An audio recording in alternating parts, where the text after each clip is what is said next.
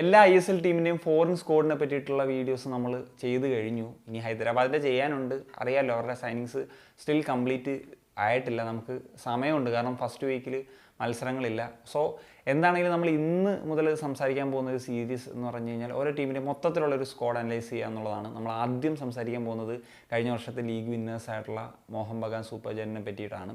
So എന്താണ് സംസാരിക്കുക എന്ന് പറഞ്ഞാൽ അവരുടെ ബേസിക് ആയിട്ടുള്ള അവരുടെ സ്കോഡ് കാര്യങ്ങൾ, അതുപോലെ ഇൻകമിങ് ഔട്ട് ഗോയിങ്സ്, എക്സ്പെക്റ്റേഷൻസ്, അതുപോലെ പൊട്ടൻഷ്യൽ 11 ഇങ്ങനെയുള്ള ചില കാര്യങ്ങളാണ് നമ്മൾ സംസാരിക്കാൻ പോകുന്നത്. മോഹൻ ബഗാനിലേക്ക് വരുമ്പോഴത്തേക്കും കഴിഞ്ഞ സീസണിൽ 48 പോയിന്റുകൾ നേടി ലീഗിൽ 1-ാം സ്ഥാനത്ത് ഫിനിഷ് ചെയ്ത് ഷീൽഡ് സ്വന്തമാക്കിയിരുന്നു. മാത്രമല്ല അവർ ISLൻ്റെ പ്ലേ ഓഫ് സ്റ്റേജിൽ ഫൈനലിലെത്തിയിരുന്നു. ഫൈനലിൽ മുംബൈ സിറ്റി FC തോറ്റാണ് അവർ ആ ഒരു റണ്ണേഴ്സപ്പ് മാത്രമായിട്ട് മാറുന്നത്. അല്ലെങ്കിൽ 2 ട്രോഫീസും അവർക്ക് നേടാനായിട്ട് സാധിച്ചേനെ എന്നുള്ളതാണ്. സോ കഴിഞ്ഞ സീസൺ സ്റ്റാർട്ട് ചെയ്യുന്ന സമയത്ത് അവർക്ക് യുവാൻ ഫെറാൻഡോ എന്ന് പറയുന്ന പരിശീലകനായിരുന്നു ഉണ്ടായിരുന്നത്. പക്ഷേ ഇടയ്ക്ക് അവരൊന്ന് മൊത്തത്തിൽ ഡൗൺ ആകുന്നൊരു സാഹചര്യം ഉണ്ടായപ്പോഴാണ് യുവാൻ ഫെറാൻഡോ സാക്ക് ചെയ്യുന്നതും അന്റോണിയോ ലോപ്പസ് ഹബാസിനെ തിരിച്ചു കൊണ്ടുവരുന്നതും. സോ ഹബാസിൻ്റെ കാര്യങ്ങളൊക്കെ വർക്കായി. അദ്ദേഹം ബോമസിനെ ചേഞ്ച് ചെയ്തിട്ട് അവിടെ ജോണി കൗക്കുവെ പോലത്തെ ഒരു ഹോൾഡിംഗ് മിഡ്ഫീൽഡറെ കൊണ്ടുവന്നു. പിന്നീട് അവർ വിന്നിങ് വേയിലേക്ക് വന്നു. പിന്നെ നടന്നതൊക്കെ നമുക്കറിയാവുന്ന കാര്യങ്ങളാണ് എന്നുള്ളതാണ്. എന്താണെങ്കിലും ഈ സീസണിലേക്ക് വരുമ്പോഴത്തേക്കും പുതിയ പരിശീലകനാണ് ഹോസെ മൊലീന. പുതിയതാണോ എന്ന് ചോദിച്ചു കഴിഞ്ഞാൽ 2016 ATK ചാമ്പ്യൻഷിപ്പിൽ എത്തിച്ചു. അതായത് കൊച്ചി വെച്ച് നടന്ന മത്സരമാണ് കേരള ബ്ലാസ്റ്റേഴ്സിനെതിരെ ഫൈനലിൽ. അന്ന് ബ്ലാസ്റ്റേഴ്സ് ആരാധകരുടെയൊക്കെ സ്വപ്നം തകർത്തിട്ടുള്ള ഒരു പരിശീലകനാണ്. എന്താണെങ്കിലും ഒരിക്കൽ കൂടി കൊൽക്കത്ത നഗരത്തിലേക്ക് തിരിച്ചെത്തുന്നു എന്നുള്ളതാണ് ഏറ്റവും പ്രധാനപ്പെട്ട ഒരു കാര്യം. മോഹൻ ബഗാൻ്റെ ഈ ഒരു സമ്മർ ട്രാൻസ്ഫർ ഒന്ന് നോക്കുമ്പോൾ കുറച്ച് ഔട്ട് ഗോയിങ്സ് ഒക്കെ പോയിട്ടുണ്ട്. പക്ഷേ ഇൻകമിങ്സ് ഒക്കെ ടോപ്പ് ലെവലാണ് എന്ന് തന്നെ പറയേണ്ടി വരും. കാരണം ഓൾറെഡി അവർക്ക് മികച്ചൊരു മിഡ്ഫീൽഡ് നിര തന്നെ ഉണ്ട്. അതിനോടൊപ്പം തന്നെ മുംബൈ സിറ്റി FC നിന്ന് അപ്പുയേങ് റാഞ്ചി എടുക്കുന്നു എന്നുള്ളതാണ് ഏറ്റവും പ്രധാനപ്പെട്ട കാര്യം. ഇനി നമുക്ക് വിദേശ താരങ്ങളിലേക്ക് വരാം. വിദേശ താരങ്ങളിലേക്ക് വരുമ്പോഴത്തേക്കും ദിമി പെട്രട്ടോസ്, അതുപോലെ തന്നെ കമ്മിങ്സിനെ പോലത്തെ താരങ്ങൾ മുന്നേറ്റ നിരയിൽ ഉണ്ട് എന്നുള്ള കാര്യം നമുക്ക് എല്ലാവർക്കും അറിയാവുന്ന കാര്യമാണല്ലോ. അതിനോടൊപ്പം ഇപ്പോൾ ഗ്രെഗ് സ്റ്റുവർട്ട് എന്ന് പറയുന്ന മുമ്പ് ISL ബെസ്റ്റ് പ്ലെയറായിട്ട് തിരഞ്ഞെടുക്കപ്പെട്ടിട്ടുള്ളൊരു താരമാണ്. അദ്ദേഹത്തെ കൊണ്ടുവരുന്നു. അതിനോടൊപ്പം തന്നെ ലീഗിലെ ലെജൻഡായിട്ടുള്ള ജാമി മക്ലാറിനെ കൂടി കൊണ്ടുവരുന്നു.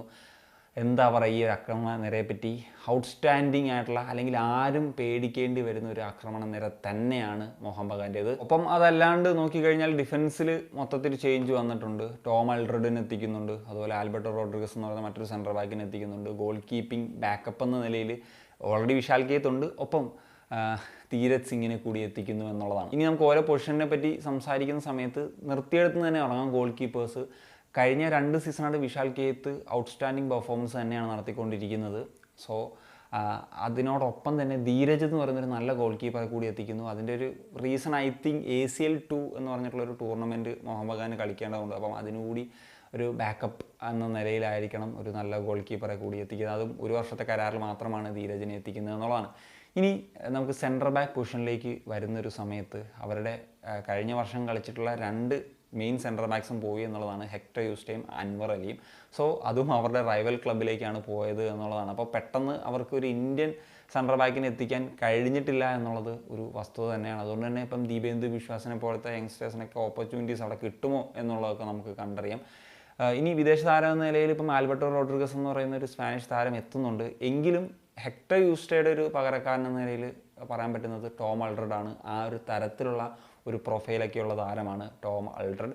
ഇനി നമുക്ക് മറ്റ് വിങ് ബാക്ക് പൊസിഷൻസിലേക്ക് നോക്കുമ്പം റൈറ്റ് ബാക്ക് എന്ന നിലയിൽ ആശിഷ് റായ് ഉണ്ട്. അതിനോടൊപ്പം രവി റാണ എന്ന് പറഞ്ഞിട്ടുള്ള ഒരു പ്ലെയർ ഉണ്ട്. അതുപോലെ ലെഫ്റ്റ് ബാക്കിൽ സുഭാഷിഷ് ബോസ് ആണ്. പിന്നെ അമൻദീപും സുമിത്രാത്തി ഉണ്ട്. സുമിത്രാത്തി സെൻട്രൽ ബാക്കിലും ഒക്കെ കളിക്കാൻ പറ്റുന്ന പ്ലെയറാണ്. അപ്പം ഇതിൽ ഇപ്പം എനിക്ക് തോന്നുന്നത് മിക്കവാറും ഈ കോച്ച് ഒരു 3 സെൻട്രൽ ബാക്സ് വെച്ച് കളിപ്പിക്കാനുള്ള സാധ്യതയുണ്ട്. അങ്ങനെ വരുമ്പോഴത്തേക്കും ഈ പറഞ്ഞ പോലെ ചില പ്ലെയേഴ്സ് ഡിഫൻസിൽ സെൻട്രൽ ബാക്കിൽ കളിക്കേണ്ടി വരും. സുഭാഷിഷിന് ആ ഒരു 3 മെൻ സെൻട്രൽ ബാക്ക് കളിക്കാൻ പറ്റിയ പ്ലെയറാണ്. അതുപോലെ സുമിത്രാത്തിയുടെ കാര്യം അതേപോലെയാണ്. സോ അങ്ങനെയൊക്കെ യൂട്ടിലൈസ് ചെയ്യാൻ പറ്റുമെന്നുള്ളതാണ്. സോ അല്ലാത്തവരെ പറഞ്ഞ പോലെ ഒരു വിങ് ബാക്ക്, ഒരു അറ്റാക്കിംഗ് വിങ് ബാക്ക് എന്ന റോളിൽ കളിക്കാൻ പറ്റുന്ന പ്ലെയറാണ് ആശിഷ് റായ് എന്നുള്ള കാര്യം നമുക്കറിയാവുന്നത് തന്നെയാണല്ലോ. ഇനി നമുക്ക് മിഡ്ഫീൽഡിലേക്ക് വരുമ്പോഴത്തേക്കും ഈ പറഞ്ഞ പോലെ ഹോൾഡിംഗ് മിഡ്ഫീൽഡിൽ വിദേശ താരങ്ങളുടെ സാന്നിധ്യം ഒന്നുമില്ല എന്നുള്ളതാണ്. കഴിഞ്ഞ വർഷം ഇങ്ങനെ തരത്തിൽ തന്നെയാണ് തുടങ്ങിയിരുന്നത്. പക്ഷേ അവർക്ക് ചില പ്രശ്നങ്ങൾ നേരിടേണ്ടി വന്നിരുന്നു. പിന്നീടാണ് ഹബാസ് വരുമ്പോഴത്തേക്കും ജോണി കൗക്കുവിനെ കൊണ്ടുവരുന്ന ഒരു കാര്യം പറഞ്ഞത്. ഇപ്പം നമുക്ക് ഇന്ത്യൻസിൻ്റെ ഒരു സാന്നിധ്യം മിഡ്ഫീൽഡ് നോക്കിക്കഴിഞ്ഞാൽ ദീപക് ടാങ്കരി ഉണ്ട്, ഗ്ലാൻ മാർട്ടിൻസ് ഉണ്ട്, അതുപോലെ അഭിഷേക് സൂര്യവംശി ഉണ്ട്, അനിരുദ്ധ് ഥാപ്പയുണ്ട്. അങ്ങനത്തെ താരങ്ങളോടൊപ്പമാണ് ഇപ്പോൾ മറ്റൊരു താരത്തെ കൂടി ആഡ് ചെയ്യുന്നത് എന്നുള്ളതാണ്. അപ്പുയ എന്ന് പറഞ്ഞ ഒരു ബെസ്റ്റ് മിഡ്ഫീൽഡറെ തന്നെ ആഡ് ചെയ്യാൻ അവർക്ക് സാധിച്ചു എന്നുള്ളതാണ്. സോ അവർക്ക് പ്രശ്നങ്ങൾ നേരിടുമോ എന്നുള്ളതൊക്കെ നമുക്ക് കണ്ടറിയാം. ആ ഒരു പൊസിഷനിൽ വിദേശികളുടെ സാന്നിധ്യം ഇല്ലാത്തതുകൊണ്ട്, കാരണം ഒരു മേജർ പൊസിഷൻ തന്നെയാണല്ലോ. എന്നാലും അറ്റാക്കിംഗ് മിഡിലേക്ക് വരുമ്പോഴത്തേക്കും ഏക ഇന്ത്യൻ സാന്നിധ്യം എന്ന നിലയിൽ സാഹൽ അബ്ദുൾ സമദ് തന്നെയാണ് ഉള്ളത്. ഇനി മുന്നേറ്റത്തിൽ മറ്റ് താരങ്ങൾ ഇപ്പോൾ എന്ന് പറയാൻ പറ്റും, ഇപ്പം ദിമി പെട്രട്രോസ് സെൻട്രൽ ഫോർവേഡ് എന്ന നിലയിലും സെക്കൻഡ് സ്ട്രൈക്കർ എന്ന നിലയിൽ അറ്റാക്കിംഗ് മിഡ്ഫീൽഡിലും കളിക്കാൻ പറ്റുന്ന പ്ലെയറാണ്. കഴിഞ്ഞ വർഷത്തെ ബെസ്റ്റ് പ്ലെയർ ആയിരുന്നു ISL.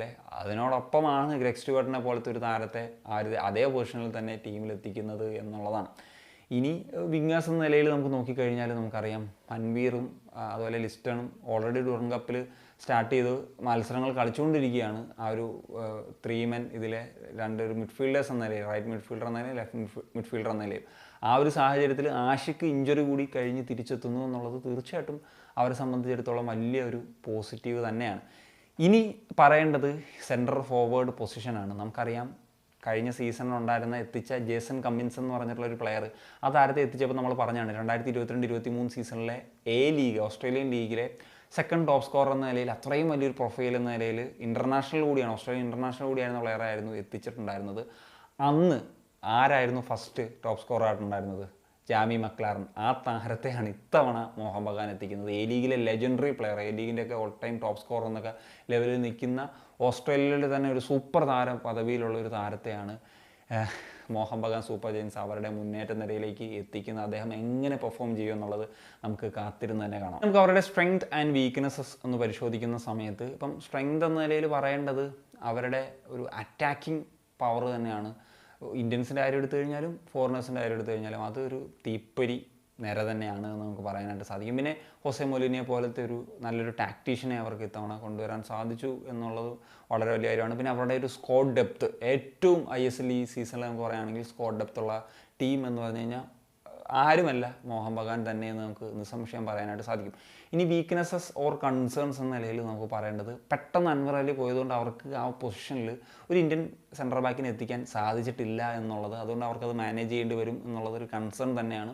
അതുപോലെ ഹോൾഡിംഗ് മിഡ്ഫീൽഡിൽ ഡുറൻ കപ്പിൽ ഇന്ത്യൻസ് ആണ് അവിടെ കളിച്ചത്. അപ്പം തുടർന്നും അങ്ങനെ തന്നെ കളിക്കാനാണ് സാധ്യത, മറ്റ് പ്ലെയേഴ്സ് ഇല്ലാത്ത ഒരു സാഹചര്യത്തിൽ, ഫോറിനേഴ്സ് ഇല്ലാത്ത സാഹചര്യത്തിൽ. അപ്പം അവിടെ ഉണ്ടായ പ്രശ്നങ്ങൾ ISLലേക്ക് വരുമ്പോഴത്തേക്കും അതെങ്ങനെ മാനേജ് ചെയ്യും എന്നുള്ളതൊരു കൺസേൺസ് ഓർ വീക്ക്നെസ്സസ് എന്ന നിലയിൽ പറയാവുന്നതാണ്.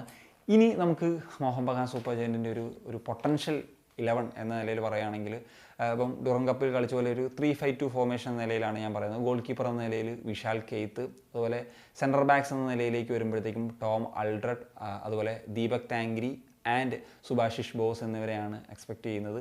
ഒരു റൈറ്റ് മിഡ്ഫീൽഡർ എന്ന നിലയിൽ മൻവീർ സിംഗ്, ലെഫ്റ്റിൽ ആരാണ് എന്നുള്ള കൺഫ്യൂഷൻസ് ഉണ്ട്. ഫോർ മീ ആ ഒരു പൊസിഷനിൽ കറക്റ്റ് കളിക്കാൻ പറ്റുന്ന പ്ലെയർ ആഷിഖ് കുര്യനെ തന്നെയാണ്, കംപ്ലീറ്റ്ലി ഇഞ്ചറിയിൽ നിന്നൊക്കെ റിക്കവറായിട്ട് വന്നു കഴിഞ്ഞാൽ.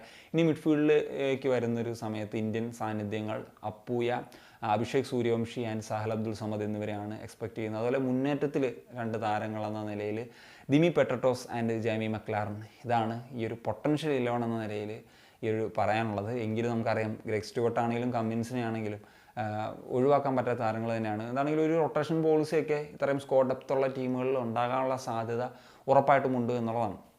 ഇനി ഈ ഒരു ടീമിൻ്റെ എക്സ്പെക്റ്റേഷൻസ് എന്താണ് എന്നുള്ളത് നോക്കുമ്പോൾ, കഴിഞ്ഞ സീസണിൽ നമുക്കറിയാം ഷീൽഡ് വിൻ ചെയ്തിട്ടുള്ളൊരു ടീമാണ്, അതിലേക്ക് തന്നെ ആയിരിക്കും അവർ എയിം ചെയ്യുന്നുണ്ടാകുക. പക്ഷേ എൻ്റെ ഒരു എക്സ്പെക്റ്റേഷൻ ചില വീക്ക്നെസ്സസ്, ഇപ്പോൾ ഈ പറഞ്ഞ പോലെ സെൻട്രൽ ബാക്സിലെ കാര്യങ്ങളും അല്ലെങ്കിൽ മിഡ്ഫീൽഡിലെ കാര്യങ്ങളും ഒക്കെ ആ ഒരു കൺസേൺസും കൂടി ഉൾക്കൊള്ളിച്ച് പറയുകയാണെങ്കിൽ അവർ എന്താണെങ്കിലും ഷീൽഡിൽ മറ്റ് കോമ്പീറ്റ് ചെയ്യാൻ പറ്റുന്ന ടീമുകളുണ്ട് എന്നാണ് ഞാൻ എക്സ്പെക്റ്റ് ചെയ്യുന്നത്. സോ അതുകൊണ്ട് ടോപ്പ് 4 ഒരു സാന്നിധ്യമായിരിക്കും മോഹൻ ബഗാൻ്റെ ഉണ്ടാകുക എന്നുള്ളതാണ് ഞാൻ എക്സ്പെക്റ്റ് ചെയ്യുന്നത്. പിന്നീട് പ്ലേ ഓഫിൽ ഇത് എന്തെങ്കിലും ട്രോഫീസൊക്കെ സ്വന്തമാക്കാം, കാരണം പ്ലേ ഓഫ് ISL കപ്പ്. അപ്പം ഷീൽഡിൽ ഫൈറ്റ് ചെയ്യുന്നതിനേക്കാൾ ടോപ്പ് 4-ലായിരിക്കാം, ആ ഒരു റേസിലായിരിക്കാം അവർ വരുന്നുണ്ടാകുക. അവർ ലക്ഷ്യം വെക്കുന്നത് ഷീൽഡ് തന്നെയായിരിക്കും. ഞാൻ പറഞ്ഞ ഈ റേസിൽ അവർ എങ്ങനെയായിരിക്കും ലീഗിൽ അവസാനം ഫിനിഷ് ചെയ്യുക എന്നുള്ള കാര്യമാണ് പറഞ്ഞത്. So that's it. അപ്പോൾ എന്താണ് മോഹൻ ബഗാനെ പറ്റിയിട്ടുള്ള നിങ്ങളുടെ ഒപ്പീനിയൻ എന്നുള്ളത് തീർച്ചയായിട്ടും ഒന്ന് കമ്പോസ് ചെയ്യാൻ വേണ്ടി കാണിക്കാൻ. Signing off.